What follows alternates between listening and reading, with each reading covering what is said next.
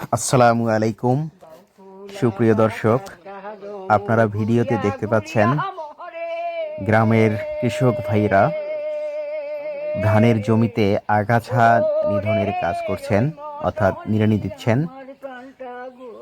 এখন ইরি ধানের মৌসুম চলছে, অর্থাৎ ইরি ধান লাগানো হয়েছে জমিতে।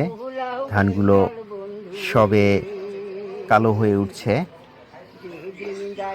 আগাছা যেন সেই কালো ধানের কোনো ক্ষতি করতে না পারে, বৃদ্ধিকে বাধাগ্রস্ত করতে না পারে, সে কারণে ধানি জমিতে আগাছা নিধন করা হয়ে থাকে। গ্রামের কৃষক ভাইয়েরা সে কাজটাই করছেন,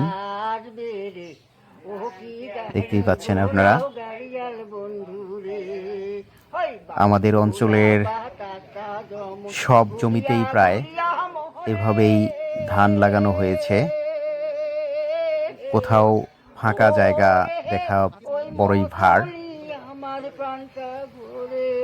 দু একটা জায়গায় হয়তো ভুট্টা লাগানো হয়েছে, কিন্তু বেশিরভাগ জমিতেই এরকম করে ধান লাগানো হয়েছে।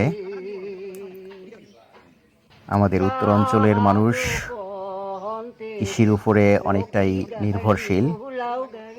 কৃষি সমৃদ্ধি বয়ে আনুক এই প্রত্যাশাই করি।